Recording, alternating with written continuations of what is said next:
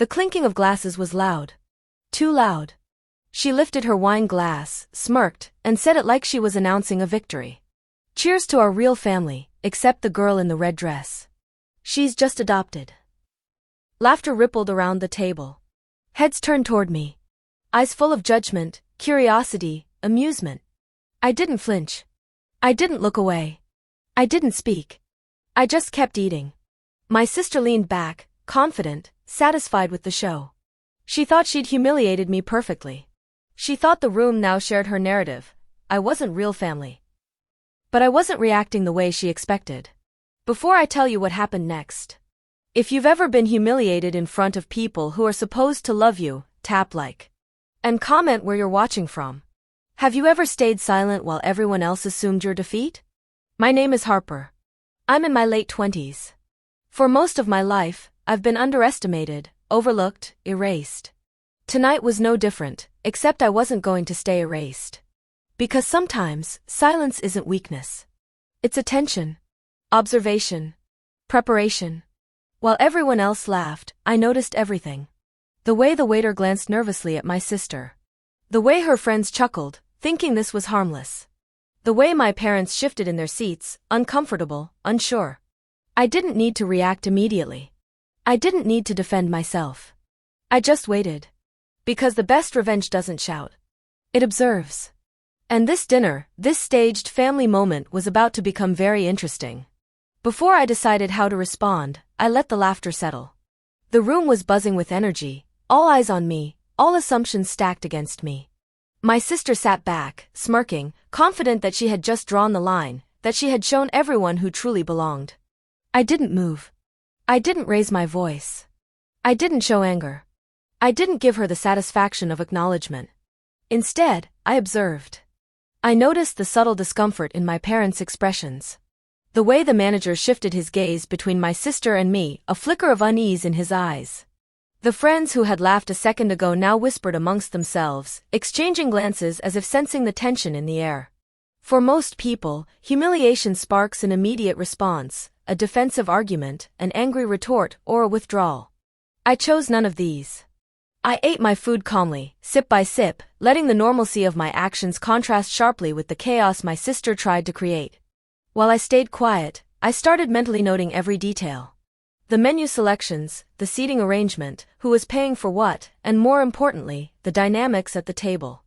I had always been quiet in family affairs, underestimated, dismissed, erased, but that very invisibility had given me a vantage point. A perspective my sister had never considered. She assumed that exclusion equaled power. That her words had weight simply because she had said them. That the room would bow to her narrative. She hadn't anticipated that I could watch, absorb, and wait. It didn't escape me that she hadn't considered the financial implications of the evening either. She assumed everything would proceed smoothly, that everyone would follow her lead, and that no one else at the table would question her authority. And that assumption, that overconfidence, visible and unchecked, is authority, is what I would use. I finished my meal slowly. No rush, no panic, no emotional flare. Just controlled calm. Because the real power in moments like these isn't volume, it's strategy. During dinner, the conversation moved to mundane topics. My sister tried to dominate every discussion. She laughed, told stories, and injected herself into every moment, reinforcing her perceived control. The room followed her lead, unaware that the foundation beneath her confidence was shaky. I made mental notes of the guests' reactions, who laughed out of genuine amusement, who laughed to fit in, and who had started to notice the subtle cracks. Every detail mattered because patience turns observation into leverage. After a while, I excused myself under the pretext of needing fresh air. Walking toward the restaurant entrance, I allowed a tiny, controlled smile to cross my face. Not at her. Not at the laughter. At the anticipation of what was to come. Because what my sister didn't realize, what everyone assumed about me being just adopted and not real family, was irrelevant to my capabilities. My identity, silent and underestimated, didn't limit my access to influence or leverage. Outside, I made a call to confirm a small detail I had arranged beforehand. Quiet, legal, procedural. Nothing aggressive, nothing violent, just leverage. A week ago, I had made sure that every billing and procedural authorization was correctly aligned in my name, an arrangement from prior occasions my parents had relied on me to manage. No one had removed me from that. Not my sister, not anyone. By the time I returned, the room was still buzzing, oblivious to the quiet storm that had just been set in motion. My sister continued with her smug expressions, unaware of the trap she had walked into simply by overestimating her control. I didn't respond to her words. I didn't confront her in front of the table. I simply sat back down, calm, and allowed her to continue. Because silence, when timed correctly, is louder than any argument. The manager approached discreetly, clearing his throat. He seemed uneasy, glanced toward my sister, then back at me. And in that split second, I knew the first real pivot was approaching, the moment where the room would realize that authority and power weren't determined by who spoke the loudest. I kept eating, measured, steady. My patience was deliberate, my observation calculated. The room, thinking they had seen my reaction, was about to discover that being underestimated comes with its own advantages, and that the girl in the red dress had been watching all along. She thought she had won. The laughter had died down, and everyone was distracted by dessert. My sister leaned back, smug, confident her joke had cemented her authority. See, she thought. Everyone knows who belongs. I stayed calm. I didn't glance at her. I didn't even finish my forkful with any hurry. Every movement was deliberate. Measured.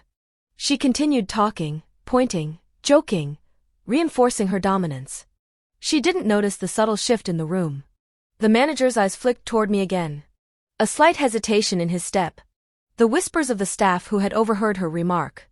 Small cracks, unnoticed by her, but visible to me. I waited for the right moment. After dinner, she flaunted her control further, offering to handle the bill herself. She didn't check with anyone else. She didn't expect pushback. Confidence, as always, made her careless. I didn't confront her. I didn't challenge her. I simply observed, noting every signature line on the authorization forms, every billing arrangement, every technicality that legally required her to comply with preset protocols. The silence around me was powerful. People had forgotten I was there in a room that assumed my absence. They underestimated me, exactly as I had predicted. And then the manager approached quietly. Not to ask me for help, but to clarify who would be paying the full $5,000. I smiled. Calm. Controlled. A predator in plain sight. Who will be paying the bill? He asked. The room froze. My sister's smug expression faltered. A bead of sweat ran down her temple. Eyes widened. Laughter died. Whispers stopped. I pointed at her. Let her and her real family handle it, I said, my voice soft, measured. This is only the beginning. The effect was instantaneous. Silence. Shock. Her face drained of color. The guests couldn't breathe. The staff looked unsure where to look. The world had flipped. No shouting. No aggression. Just the calm assertion of truth. She opened her mouth, but nothing came out. For the first time that evening, her authority evaporated in front of everyone. And I realized, patience had beaten overconfidence. Observation had beaten arrogance. The first wave of satisfaction hit me, but the story wasn't over. The room was holding its breath. The reversal had begun, and my sister hadn't even realized the scale of the consequences that were about to unfold. My sister couldn't move. Not physically, not verbally. Her confidence had collapsed like a house of cards. The room stared. Whispers spread like wildfire. I stayed calm, sipping my wine slowly. Every eye was on me, but I didn't flinch. The silence was my weapon. She tried to laugh it off. It's just a joke, she said, voice tight. Her friends forced chuckles. My parents shifted uncomfortably in their seats. The staff exchanged nervous glances. Everyone was realizing, too late, that the girl in the red dress was not invisible. The manager cleared his throat again, glancing at me. His hand hovered over the bill. I could feel the weight of anticipation in the room. My sister's palms were sweaty. Her laughter had vanished. I leaned forward just slightly, enough to catch her eye. No words. Just a calm, almost imperceptible smile. She knew I was in control now, she just didn't know how far it reached. Then came the first ripple. My mother, usually quiet during family confrontations, spoke softly. Are you sure about this, Anaya? I nodded slowly. Yes. She handled the table well tonight. I'll let her handle the rest. My sister's face went pale. She realized that every person in the room could see the shift, that the narrative she had tried to write was unraveling, and I had authored the undoing without raising my voice. The tension mounted. She fumbled her glass, spilling a little wine. Not a single word of reassurance came from her mouth. Her friends, once protective, hesitated to intervene. They were watching a storm unfold quietly, stunned at the control I had exercised without confrontation. A subtle, almost silent pause followed. Then someone whispered about the $5,000 bill. All eyes darted to my sister. I leaned back and allowed my calm to stretch, making the moment linger. Every second exaggerated the reversal. The people who laughed at me were realizing that the hierarchy they assumed, my sister at the top, me invisible, was false. Her attempts to explain or joke were hollow. She had no defense. Not because she lacked intelligence, but because she had acted with arrogance, and arrogance doesn't hold when the structure beneath it is exposed. The first real signs of consequence appeared as she tried to call on someone for support. Her friends glanced nervously at each other, unsure whether to intervene. She had miscalculated, her overconfidence had isolated her. I didn't speak. I didn't act. I simply waited. The calm was deafening. And then the manager quietly moved forward, handing her the tablet with the bill details. My sister's hands trembled slightly. The room collectively noticed. Every detail of the evening's setup, the seating, the pre-authorizations, the legal points she ignored, was in my favor. The moment of triumph was quiet but unmistakable. My sister's entire facade was crumbling in front of everyone. The audience was fully engaged, tension rising, eyes fixed on the slow, satisfying exposure of her carelessness. I took another sip, soft, deliberate, letting the dopamine of control and patience settle in the room. No yelling. No chaos. Just the cold, undeniable satisfaction of truth standing unchallenged. And that's when I realized, the payoff wasn't just the bill. It was watching the arrogant, the careless, the overconfident, collapse under the weight of their own actions, while I stayed composed. The lesson had begun to sink in. My sister was about to learn, painfully, that being real family isn't a claim you shout, it's a responsibility. One she had misunderstood entirely. The room was quiet now. Not tense, not awkward. Just waiting. Watching. Realizing.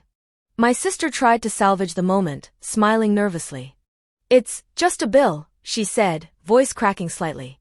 Her friends shifted, unsure whether to laugh or look away. My parents exchanged glances, silent acknowledgement that her joke had gone too far. I didn't respond immediately. I let the pause stretch, letting the silence amplify the weight of what had just happened. Every second heightened the anticipation. Then I leaned forward, calm, precise, and asked the manager a simple question. Who will be paying the $5,000? All eyes snapped to me. I pointed at my sister. Let her and her real family handle it. This is only the beginning. The room froze. Her face drained of color. Mouth opened and closed. She had no words. The confident, mocking sister who had raised her glass just hours ago was gone. People whispered. Phones were lifted discreetly. The staff exchanged quick, nervous glances. Even the closest friends of my sister hesitated. They realized she hadn't accounted for this possibility. Not the silent, observant girl in red. She stammered. Wait, what do you mean? I didn't elaborate. Silence was enough. The magnitude of her arrogance, her real family claim, was now undeniable to everyone. My parents didn't intervene. They simply watched, knowing the lesson was being delivered perfectly, without dramatics. No lectures. No arguments. Just truth. The manager quietly adjusted the tablet in my sister's direction. Every authorization, every billing detail, every procedure she had assumed she controlled now highlighted her miscalculation. She swallowed hard. Tried to laugh it off. But the laughter sounded hollow. The guests, who had once laughed at me, now exchanged knowing glances. My sister's supposed authority had evaporated. I sipped my wine slowly. Calm. Observant. Nothing more needed. Every eye in the room saw the shift, the balance of power had flipped. And the best part? She hadn't realized it yet. She scrambled, attempting to regain control, but her moves were reactive, chaotic. The audience was captivated by the slow unraveling of arrogance meeting quiet precision. Every failed attempt she made only reinforced the truth: she had underestimated me. Then came the final, undeniable moment. I smiled faintly, a small, composed gesture. The room felt the weight of it. My sister, the one who had mocked me, was now isolated in front of everyone she had assumed supported her. The lesson was simple, yet powerful. Overconfidence without foresight is fragile. Humiliation can be reclaimed not with noise, but with patience. Control isn't declared, it's demonstrated. By the time I finally spoke, it was soft, measured, almost casual. This is just the beginning. And in that single sentence, the room understood: the girl they had laughed at wasn't powerless. She had been observing, planning, waiting. And now, the reversal had begun. My sister tried to argue, tried to justify, but it was useless. She had created her own downfall. The guests didn't need to hear explanations. The truth was visible. For the first time, she looked small, hesitant, unsure. Every gesture, every word was second-guessed. Confidence, her greatest weapon, had betrayed her. I leaned back, calm, letting the ripple of tension settle. The dopamine hit for the room was palpable. People were witnessing justice unfold in real time, cleanly, and irrevocably. No yelling. No chaos. Just the elegant collapse of arrogance under observation and strategy. And that's when I knew the public reversal was complete. The rest, the lesson, the moral, the closure, would follow naturally. The room was silent. Not tense, not awkward, just the calm after a storm that had revealed the truth. My sister's laughter, her arrogance, her real family claims, all evaporated. She looked at me, defeated, trying to muster words, but nothing fit. Her friends avoided eye contact. Even my parents didn't intervene. The lesson had delivered itself. I sipped my wine slowly, measured, calm. The $5,000 bill had been pointed at her, and the room had witnessed her stumble. Authority doesn't come from loud words or smug remarks, it comes from alignment with reality. And hers had been exposed.